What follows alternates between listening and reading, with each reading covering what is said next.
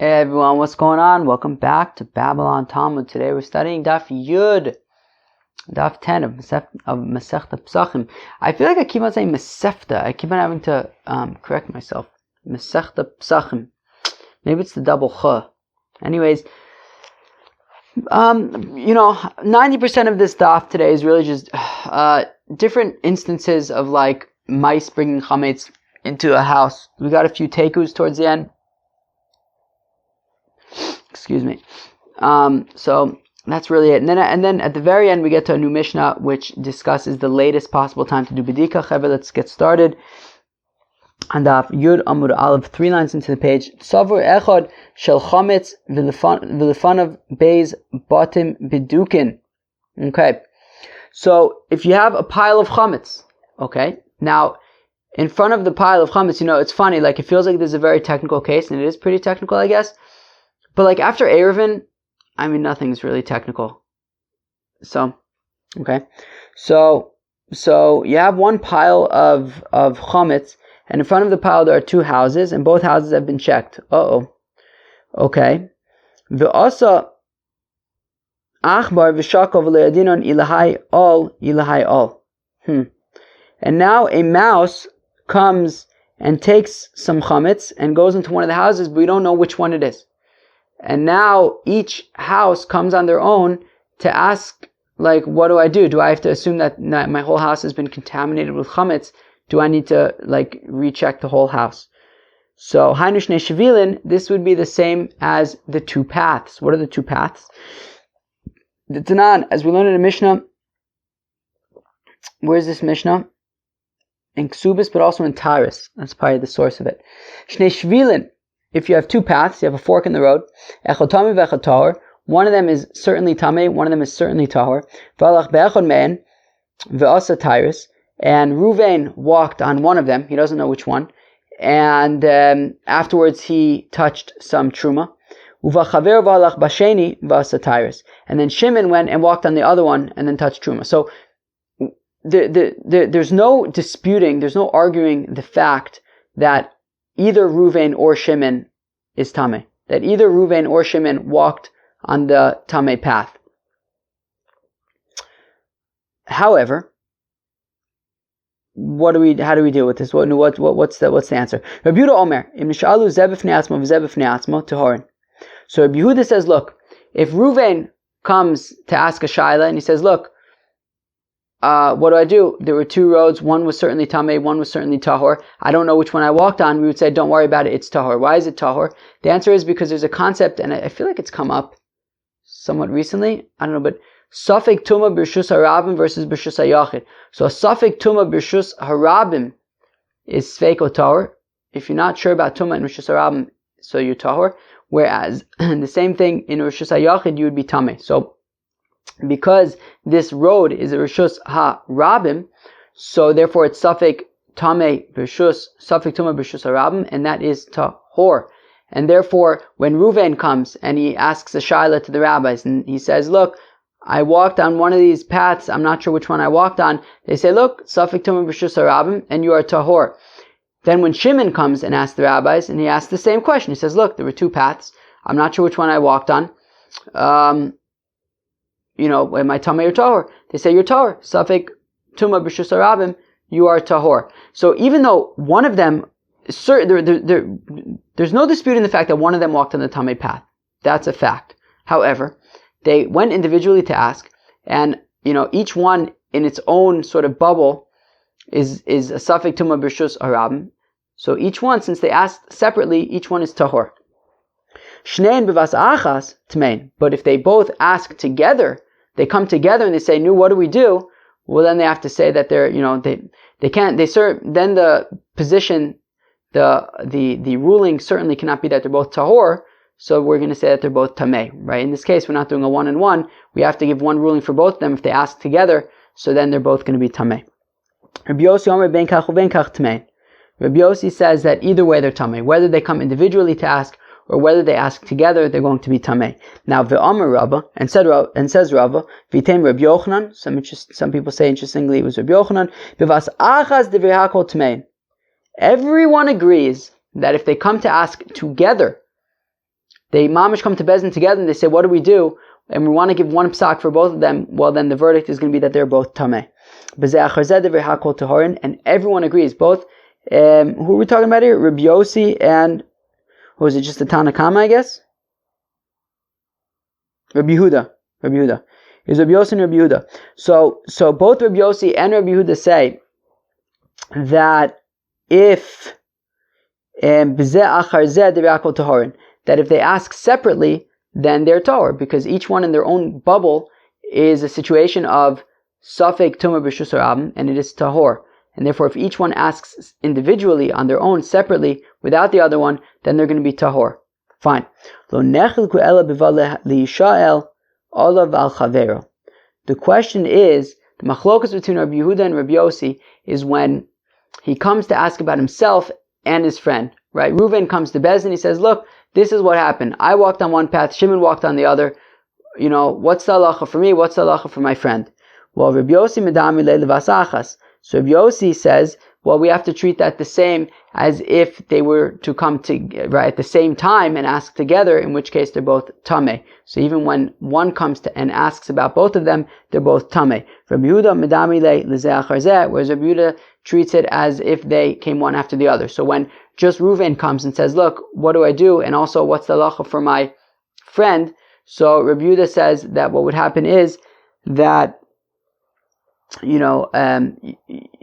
would be unable to say that they're both tahor, because they're not. If they're going to give a psak for both of them at once, well, then it's going to have to be tameh. But Rashi gives like an interesting thing where like Bezdin says, look, Reuven, you're tahor because it's safek tumah b'shus harabim, and then they kind of stop there and give a wink and say basically, look, Shimon's also tameh, but we can't. Shimon's also tahor, but we can't really say that. Just infer it from our wink. So just to reiterate, just to go over. So if they would ask each individually, go on their own to ask, so then the psak, the verdict would be for each one individually that they are tahor. If they ask together, then they will be tameh, because if we're giving one ruling for both of them, it's certainly not that they're tahor, because one of them is certainly tameh, so the one ruling for both of them is going to be that they're both tameh. The machlokas between Rabbi Yehuda and Rabbi Yossi is when one comes to ask about himself and about his friend. Rabbi Yehuda says that they would say that he is tahor, and just kind of give a wink about his friend, and then so that was Rabbi Yehuda's opinion. Rabbi Yossi would say that they are both tameh. We would have to give one psak for both of them, and they would both be tameh. So how does that apply to our case? So we would say the same thing over here. We're saying that this hametz, you have a pile of hametz in front of these two houses. We don't know which house the mouse took the stuff into. So we say that basically, if they come to ask separately, so then we would say that that since, and Rashi points out, since chametz is only midrabanan anyways, so we could go likula and say that since we're not sure which house the mouse went into, so they would be they would not have to do a separate a new bedikat, because you can assume that the mouse went into the other one. Safek all, safek lo all. Okay, what happens if you're not sure if the mouse went into the house, right? So let's say you have a house, and in front of your house is a pile of chametz, and a mouse took some chametz, but you don't know if he actually went into your house or not. So now this case is interesting because it's not exactly a great parallel, but we're just going to have to work with it. So hainu bika. So this is the situation of a bika, of a big open area. Of course, we know about these big open areas, right? Achsadra bibika, right? When you have a portico in a big open area. So here we're talking about a big open area where there are a whole bunch of fields. And in one of these fields, let's just say, I don't know, wow, it's a loud truck kind of thingy. What is it? Ooh, it's even got a siren. Looks like it might be the recycling. Anyways, so you have a big opening, you got like a big open area, and in that big open area, there's, let's say, I don't know, like 6 fields, let's just say. I'm just making up a number. And one of them has some tumah in there, okay? It So the machlokas between Rabbi Eliezer and the Rabbanon. Titnan, as we learn in the Mishnah, hanichnas levika bimos hageshamim. Oh, so somebody who goes into this open area with these fields in the wintertime, and the reason why the wintertime is significant is because in the wintertime you're not going to have people walking over there because the stuff is growing. So you don't want people walking around over there. So therefore, with regard to Tumah, it would be considered Rosh Hashanah. Obviously, with regard to Shabbos, we know that it wouldn't be Rosh Hashanah because there's no walls around it. But with regard to Tumah, since there won't be people walking around there, we'll consider it Rosh Hashanah, and therefore, Safek Tumah Rosh Hashanah is Tameh. Now, so here that you have this guy open in this big open area in the winter, so it's considered Rosh Hashanah for Legabe Tumah. V'Tumah besad plonis, and in one of I said there were 6 fields. I just made that up, but meaning I made up the number. But so let's just work with that. So in one of the 6 fields there is Tumah. The Amar Echad, and one fellow said, Halachti b'makom alaz, I walked in this big open area, ve'eni yodeh im nechnasti ba'osa sadeh ve'im lo nechnasti. I don't know if I walked into that one field or not. So basically what he's saying is, I was walking around this area, I'm not sure if I went into this field, and so let's go weiter. Rabbi Eliezer Matayr says Rabbi Eliezer that he's tahor. Okay, we're going to have to understand why in a second. V'chacham metamed. Chacham say that he's tameh. So for now, the Chacham kind of makes sense. In a second, we'll kind of see why maybe they don't make so much sense. But for now, basically, what are the Chacham saying? They're saying, look, it's a situation of Safek Tumah, B'shus HaYachid, and it's Tameh, right? We said it's the winter, and therefore there aren't people walking around there. With regard to Tumah, it's considered B'shus HaYachid, and therefore it's a Safek Tumah. He doesn't know if he walked into the Tameh field or not, and therefore it's going to be Safek Tumah, and B'shus HaYachid, and he's Tameh. Rabbi Eliezer says he's Tahor. How come? Shohay Rabbi Eliezer Omer, because Rabbi Eliezer would say, Safek Bia Tahor, Safek Maga Tumah Tameh.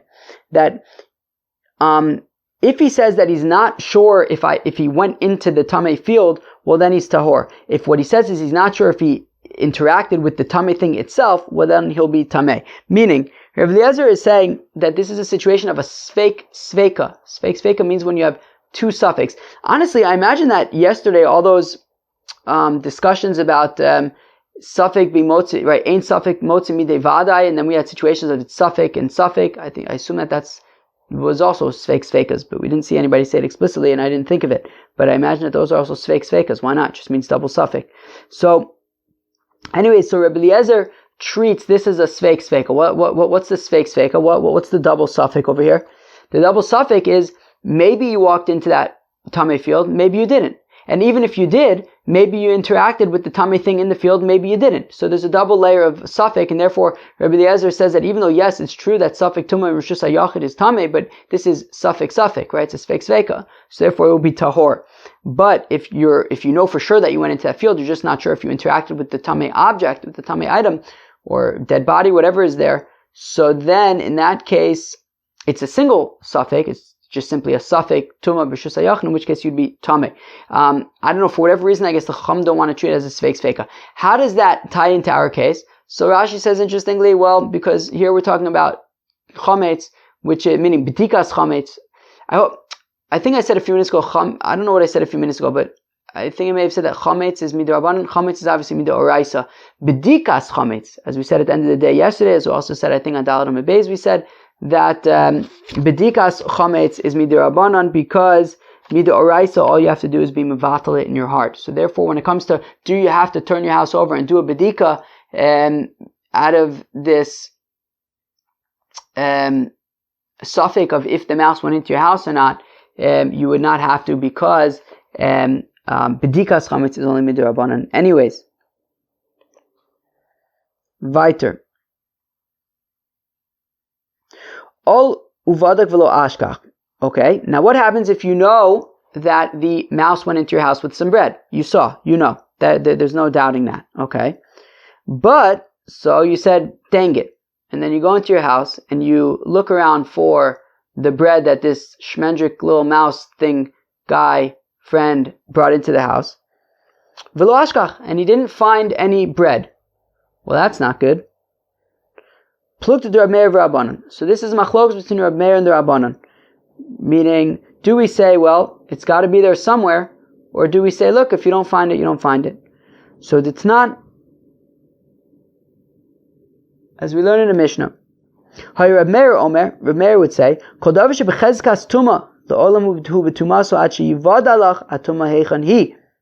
Let's read that again. The Reb Meir says that Kol davar shebechezkas tuma, anything that we have an assumption, that we have a chazaka, that it is tameh, le'olam hu b'tumaso, it remains tameh. Ad sheyivad alach atuma heichan hi, until you find out where that tuma is. It's got to be somewhere. The Chacham say, the Chacham say, look, try your best. Search for that tuma until you reach the bedrock or to ground that has never been touched before, that has never been worked before, meaning until a point where you know certainly that there is no tuma over there. Meaning, what's it talking about? So Rashi says, it's talking about a Gemara in Nida, that there were 3 piles, 2 of them were tameh, and then the third one was, 2 of them were tahor, and the third one was tameh, and it got mixed in with the other piles, and you don't know, so basically now you have 3 piles, 2 of them are tahor, 1 of them is tameh, you don't know which one's which. So we say, if you check one, and you don't find the tumah, okay, so you can assume that it's tahor. If you check a second one, you don't find any tumah in the second one, you can assume that those 2 that you checked are tahor, and the third one must be the tameh. If you search all 3 of them, and you don't find any tumah, well then that's suspicious, that's a problem. Reb Meir is going to say that, the tumah's got to be there somewhere. Keep on searching, and if you don't find anything, it's going to remain tameh because it's got to be there somewhere. Whereas, so you have to assume that all 3 are tameh until you find where that tumah is. According to the Chacham, they say, look, do the best possible search you can. If everything comes up empty, so then assume that like a raven ate it or something like that. So here also, we'll apply the same thing here and say, look, when it comes to hametz, in terms of bedikas hametz, if you didn't find the hametz, so just be mevatel it, and that is that, try your best, but don't drive yourself mishuga. All uvadak ve'ashkach. Okay, now what if the mouse went into the house with bread, and you go into the house and you see some bread? Okay, that was easy. So do we say that the bread that you found, though, do we say that was the bread that the mouse took in? Maybe it was just a coincidence. You came into the house and you found some bread that you missed, but the mouse's bread is somewhere else, right? So can you assume that the bread that you found is that the bread that the mouse took in? What do you guys say? Plukta the Rebbe Reb Shimon ben Gamliel. It's machlokes in Rebbe and his father Reb Shimon ben Gamliel. The Tanya, as we learn in the Brisa, Sada shenevad ba kever. If you have a field and there is a grave that got lost somewhere in the field, hanichnas asocha tameh. So somebody goes into that field is tameh. Okay, fine. Nimtza ba kever hanichnas asocha tahor. But if then you find a kever in that field, well then, at that point, as long as you don't interact with that kever, you can assume that everywhere else that you walk in the field, you'll be tahor. Shani omer, because I'll say kever she'avad, hu kever she'nimtza divrei Rebbe. Because according to Rebbe, you'll say, look, it's very convenient. There was a grave that got lost in this field. We then found a grave in the field, so let's assume that the grave that was found is the grave that was lost. And therefore, now you know which part of the field to avoid. And the rest of the field is going to be tahor. Whereas Reb Shimon ben Gamliel Omer, Tibade kol asade kula. Reb Shimon ben Gamliel says, no, you still have to search the entire field because we cannot assume that the grave that was found was the grave that was lost. Maybe that was a new grave that was found, and that the lost grave is still lost there somewhere. New. So how does that apply? So, okay, so over here we'll say, I guess like Rebbe, well, it's machlokas, I guess. Rebbe and Shimon Gamliel, but Mistam will be mekil because it's bedikas chametz, which is midrabanan. And I guess we'll say that the bread that was found, you can assume was the bread that was taken in. Hiniach tes umatzo yud. What if a guy leaves 9 loaves of bread, and then he comes back and magic, there's 10 or 9 pieces of bread, and there's 10 pieces of bread. So what's the deal? So plugta de Rebbe v'Rabbanan. So it's a machlokes between Rebbe and the Rabbanan. Meaning, do we have to like? What's the deal? This is very suspicious. Like I for sure left 9 pieces of bread, and now there's 10 pieces of bread. So do I assume that these are the same 9 pieces of bread and just one got added? Or do I assume that the 9 pieces disappeared and then they got replaced by 10 pieces, but now I gotta find those 9 pieces? So the Tanya, as we learn in a Brisa, what if you have a fellow and he leaves on the table, $100 of Meiser Sheni money, and then he comes back and there's $200. So Chulin or Meiser Sheni me'oravin or me'uravin? I think it's me'oravin. It's a resh. I believe that's me'oravin. Any dikduk enthusiasts over here? Alright.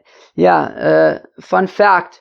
I tried to major at Yeshiva University in dikduk, in Hebrew grammar, but they only offered 2 courses, so I took Hebrew literature instead. Alright. So I think it's me'oravin. That was it. Divrei Rebbe. That is Rebbe's opinion. Whereas the Chachamim say that it is all chulin, meaning, focus. So a guy, he leaves $100 on the table of Meiser Sheni money. He comes back and there's $200 over there. According to Rebbe, so you can assume, okay, so 100 of it is Meiser Sheni, and 100 of it is chulin that somehow got added to it. Whereas according to the Chachamim, they say that, so the $100 of Meiser Sheni money disappeared, and this is $200 of chulin. You're going to have to find the Meiser Sheni somewhere. So here also, it would be the same machlokas, right? You had 9 pieces of bread, and now you found 10. Rebbe would say, look, it's the same 9 pieces of bread. Somehow another one got added. Whereas the Chacham would say, no, the 9 disappeared. You better find them. These are a totally different 10. What happens if you left? What? What happens if you left 10 pieces of bread on the table and you found 9? Hainu Seifa, this is just the continuation of that brisa. Titanis, we learn in a brisa, if he left $200 of Meiser Sheni money and he finds $100, Mana Munach Umana Muto to Rebbe. So Rebbe says, okay, look, $100 of Meiser Sheni disappeared, but we're looking at $100 of Meiser Sheni, $100. Meaning you had $200 of Meiser Sheni, 100 disappeared. So but what you're looking at right now is $100 of Meiser Sheni. It's the remaining $100. Whereas the Chachamim say that's not what happened. What happened is that the $200 disappeared and got replaced with $100 of chulin, and this is completely separate. And therefore, in our case also, you have 10 pieces of bread, you find 9. Rebbe would say, okay, you got to go searching for 1. But these 9 are the same, whereas the Chacham would say, no, the 10 disappeared. These are 9 separate ones. Have fun finding 10 pieces of bread. Continues the Gemara, what happens if you left some hametz in one corner, and then you come back, and now, lo and behold, it's in a different corner. The Tanya, we learn in the Brisa, Kardom she'avad b'bayis. If a fellow loses an axe in a house, habayis tameh, all of the things in the house are tameh. Shani omer, because I'm going to say, Adam tameh nichnas l'sham unitalo, that a impure fellow entered into the house, took the axe, and touched all the stuff and made it tameh. Rav Shimon ben Gamliel omer habayis tahor. Whereas Rabbi Gamliel says that everything in the house is tahor. Shani omer, because I'll say hish'ilo la'acher v'shachach, because says Rabbi Shimon ben Gamliel, I'll just assume that this fellow lent out his axe to somebody and forgot that he lent it out. But we don't have to be assumed that some tameh ghost person entered the house, took his axe, and made everything tameh. Or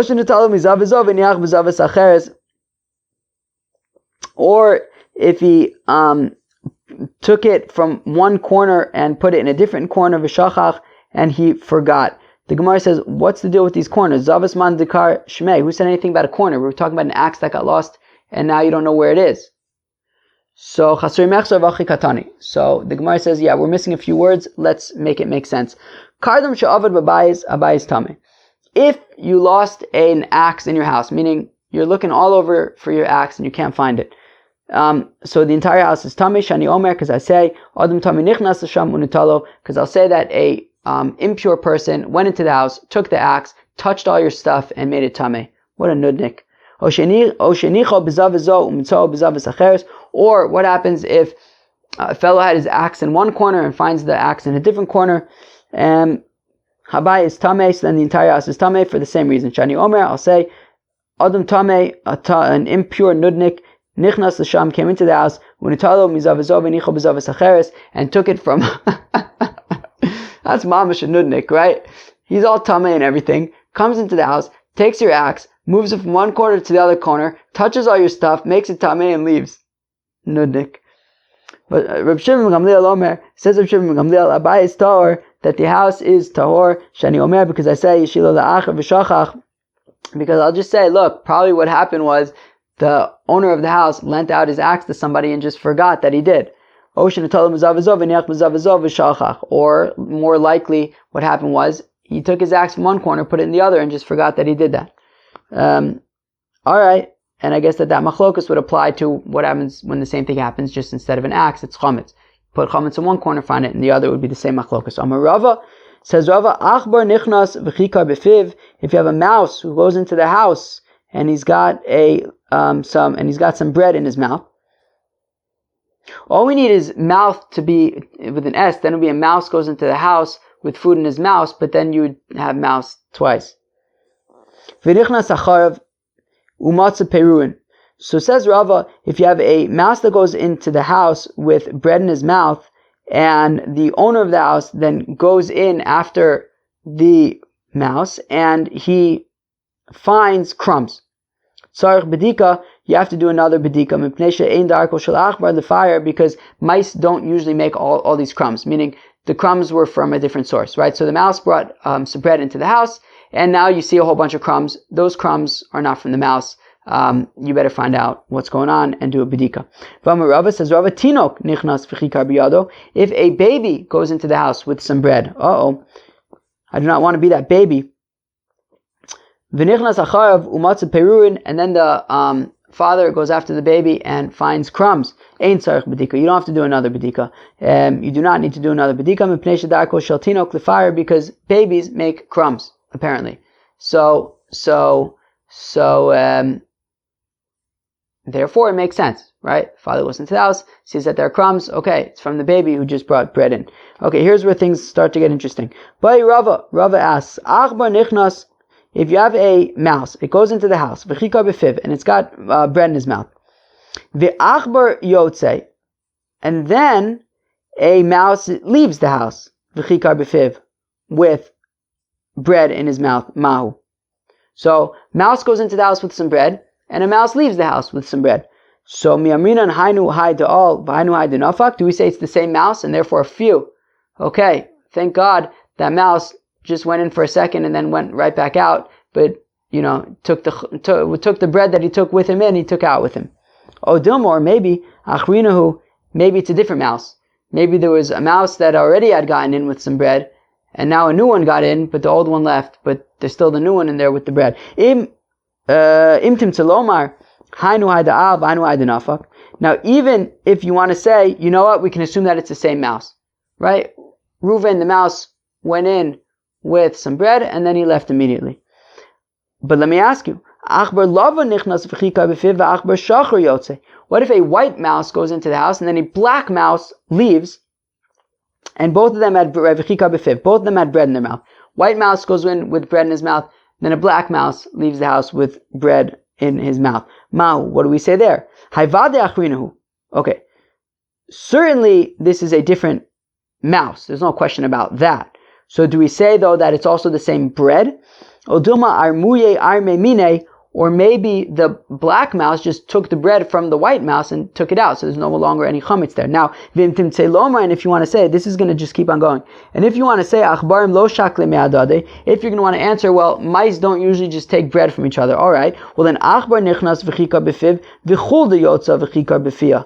what if a mouse goes into the house with bread in his mouth, but then a weasel leaves the house with some bread in his mouth? So what do we say there? Ma'u. Do we say, do we say, well, the weasel definitely took the bread from the mouse? O Dilma, or maybe we say, achrinahu, or maybe we say, no, it's different bread. Because if it was really true that the weasel actually took the bread from the mouse, you would find the mouse in the bread of the weasel. I guess the weasel would prefer to eat a mouse than to eat a piece of bread. So therefore, from the fact that the weasel is just leaving without any mouse, only with bread, well then it clearly is different bread, and he missed his chance to take the mouse that had the bread.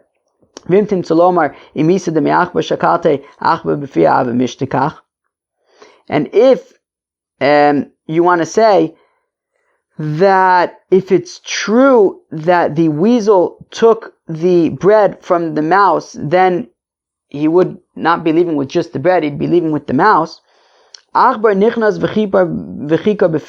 What happens if a mouse goes into the house with some bread in his mouth? And then the weasel leaves the house, and in his mouth is a mouse and also bread, but the bread isn't in the mouse's mouth, it's in the weasel's mouth. So the weasel's got two things in his mouth. He's got a mouse and he's got bread. What do we say over there? What's the halacha? Hacha vada iu. So this is definitely the same mouse. So do we say it's definitely the same mouse? Or maybe we say isa de iu niu, that if it's the same mouse with the same bread, well then kikar befi achbar mishtakach havi bayishtakuche. Well then, if that's the case, then the bread should be in the mouth of the mouse. Or maybe mishum biasusa hu nafal v'shakalte, or maybe the mouse got so scared from the weasel that he dropped the bread, and now the weasel chopped them both. Guess what the Gemara answers? Teku. We don't know. Alright. Yeah, lots of different contexts of mouse and chametz. But we're not done. But Rava asked the kasha. This doesn't strike me as such a Rava thing. I mean, Rava's asking all these like abstract, crazy teku things. Rava strikes me more as like a tachlis, no nonsense guy. Why is he asking all these crazy things? But Rava asked the kasha. Kikar b'shmei korev tzarich sulam lo'orida o'in tzarich. If you have some bread up in the rafters, do you need to take a ladder and climb up to the rafters to get rid of that bread? Do we say, look, the rabbis don't make him go crazy to have to bring a ladder and climb up to the rafters to get down a piece of bread? It's not going to fall down on its own, so you're definitely not going to end up eating it because it's been up there for who knows how long, and it's probably not going to come down anytime soon, so he's not going to end up eating it. Or do we say, look, it's possible that it could fall, and then he might eat it, and therefore he should chop a ladder and take it down. And if you want to say, yeah, we have to be concerned that the bread might fall and he might end up eating it, well, kikar bebor. What about if the bread was in a pit? Do you need now a ladder? Do you have to go down to the pit with a ladder so you can bring up the chametz and get rid of it, or not? Well, in this case, certainly that bread is not climbing out of the pit itself. Or do we say sometimes he might go down there to do what he needs to do? I actually didn't look up what it means to do what he needs to do. I assumed it meant to go to the bathroom, but as I just said, I didn't look it up. But for whatever reason, he's going down to this pit. So I guess while he's in the pit, he might end up eating the bread. And if you're going to say that sometimes he might go down into the pit to do whatever he's got to do, although Rashi points out that this isn't really connected to what's coming up, but he might end up eating it. What about if you have a loaf of bread in the mouth of a snake? Or do you not need that? Meaning, so now you need to you have to hire a professional to get the bread out of the snake's mouth. So bigufe atrachu rabbanan b'mamoni lo atrachu rabbanan odima lo shna teku. So the Gemara wants to know. So in this case, what's unique about it is that so you have some bread in the mouth of a snake. Now you're not a professional snake guy, so you can't take it out yourself. You're gonna have to hire somebody to take out the bread from the snake so you can get rid of it. So the question is, do the rabbis say, look, to chop a ladder, or to go down to a pit? So then maybe we'll make you do that. But do we have to make you mamish hire a guy to take out some bread from the mouth of the snake? The Gemara says, take it, we don't know. Says a new Mishnah, Rabbi Yehuda Omer. So this is a machlokas between Rabbi Yehuda and the Chachamim about what is the latest possible time to do bedikas chametz.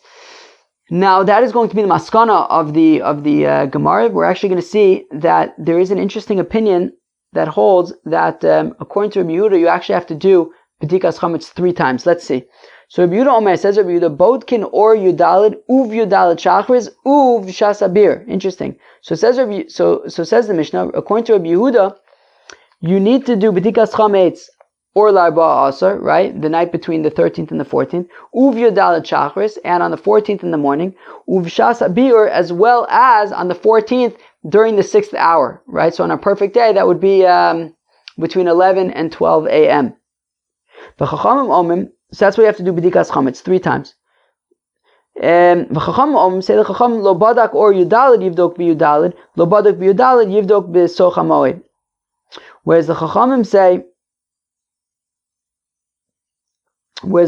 say, no, you don't do bedika multiple times. Rather, if you didn't do bedika or l'arba, so if you didn't do bedika the night between the 13th and the 14th, so do it in the morning of the 14th. Lo badak biyudalid, if you didn't do it in the morning of the 14th, yivdok b'soch hamoed, so you could still do bedikas chametz in the 6th hour, during the 6th hour.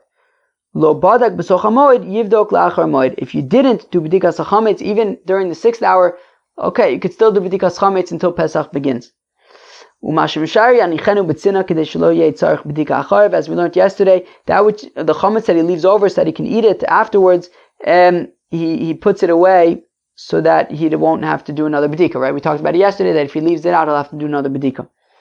Says the Gemara, my time with Rabbi Yehuda, how come Rabbi Yehuda says that you have to do bedikas chametz 3 times? Rav Chizda of Rabbi Bar Avuna Damar Tarvayu. Interesting. So Rav Chizda and Rabbi Bar Avuna say, Keneged shalosh hashbasus shabatorah. It's keneged the 3 different ways that the Torah writes that you have to get rid of chametz, or the isser of having chametz. It says lo yiroi lecha chametz, that you shouldn't see any chametz. V'lo yiroi lecha soor, you shouldn't see any leaven. Shivas yamim soor lo yimatze b'vatechem.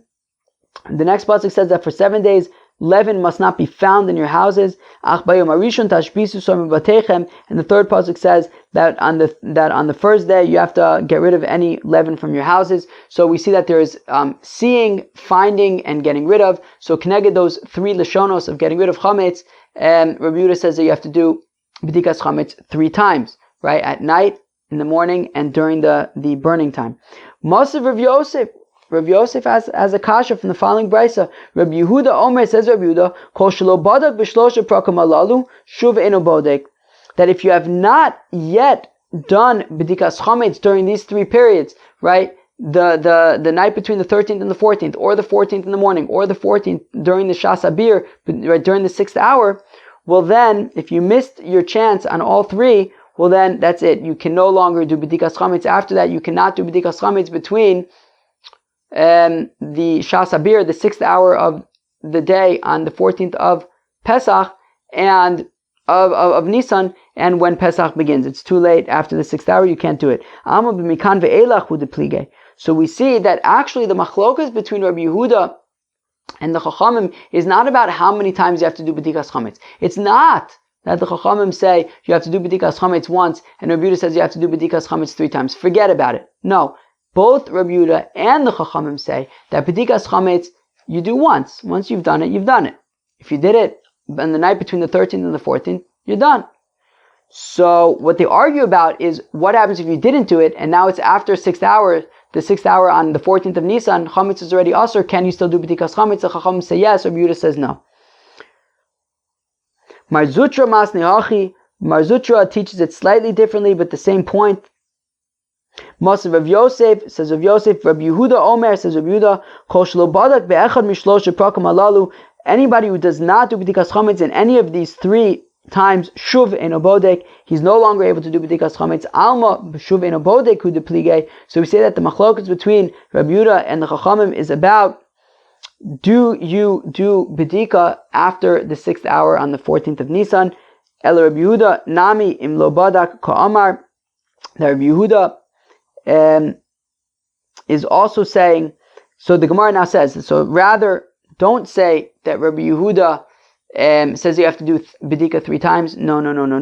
Rather, Rabbi Yehuda also is saying im lo badak ka'amar, that these other times, such as the 14th in the morning and during the 6th hour, that's only if you have not yet done bedika.